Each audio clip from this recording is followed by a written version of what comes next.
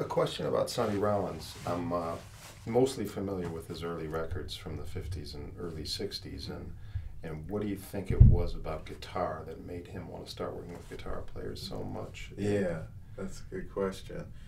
Because there's not a predominance of that in jazz. You know, most people use piano. I mean, I know the Jim Hall collaboration was a huge, hugely important recording. Yeah, and there's some things that I've heard that haven't been released that I sure hope they release because they're incredible. Yeah.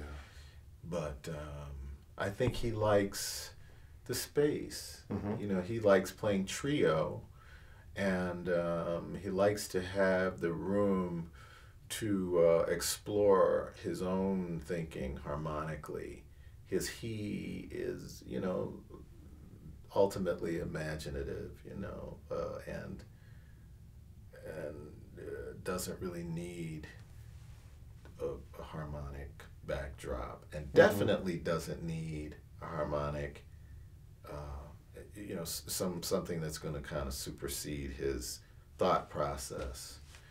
It's not necessary. And piano, tends to be, it can be in the right hands and the wrong hands, domineering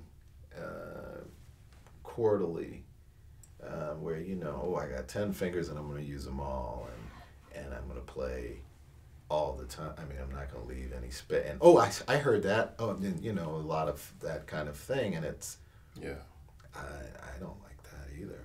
Right. So guitar can be that way too. But so I think it's really I think he may just like the guitar. Yeah. But whoever it is has to have a certain kind of sensitivity. Jim Hall does. Sure. And sure. Do you alter your approach when you're doing I mean, we're gonna be seeing you playing with Deep Blue. We're gonna be seeing you playing with your trio. When you go out with Sonny, do you prepare in a different way at all? You're just totally yourself and. Yeah, it's pretty much the same approach in any situation, behind a singer, behind a horn player, with organ. I mean, you have to alter it in terms of the composition of the group. So right. That's basically it. You're responding to your environment. Right. You're not going to play, even if I'm playing and I'm the only chordal instrument, I'm not going to be playing all over the place. Sure. Because I would never do that. Right. I don't think so. To pretty much use the same guitar and amp and all your different projects. And yeah, for the most part now. I mean, that was the goal. Yeah, sure. For me, it was hard in the 70s to want to be a jazz guitarist. Well, not so much in the 70s. I'd say more in the 80s. I mean, a jazz guitarist that is, traditional, for lack of a better word, right. One that doesn't use any effects and kind of comes from the Charlie Christian, Wes Montgomery, George Benson, Kenny Burrell line of just a clean sound. So, in the 70s, you still had Wes's aura still looming large, and then George picked up the mantle, and he really popularized the guitar in jazz. And so, it was a kind of a popular thing among some of us to just even play the instrument. But then in the 80s, things changed in terms of what was current as far as the sound and approach. And there were guys like, Mike Stern and John Scofield who were the most popular at that time. So, and not anyone on clean tone guitar, really. So that was really a time of reckoning.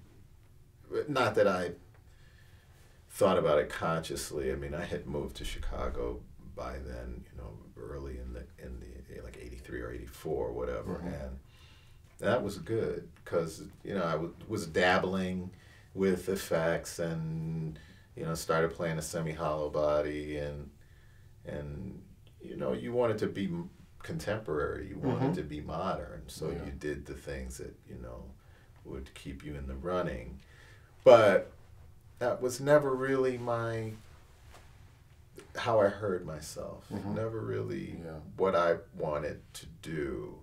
And so I was more able to focus and develop Right. myself by, being a bit removed from the environment of, oh, you get the gig if you sound like this. Yeah. So, in hindsight, it was a really good thing. Cool. Difficult at the time for me to move from New York to Chicago and Yeah. come to terms with that. What brought you here originally? Oh, life and youth and, well, of course, a woman. Yeah. What else? But,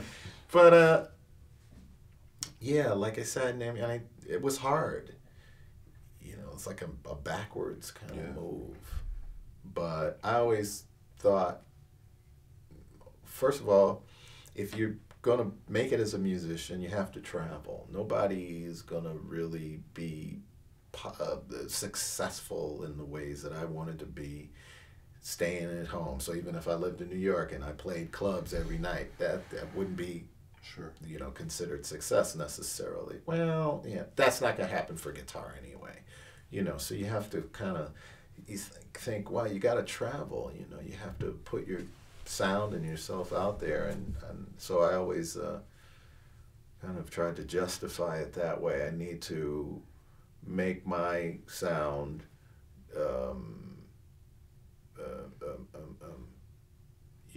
a commodity and have people want to call me for me. Yeah. And so that was the goal, and I'm still working at it, Yeah. but it seems like I'm going in the right direction. Yeah, for sure.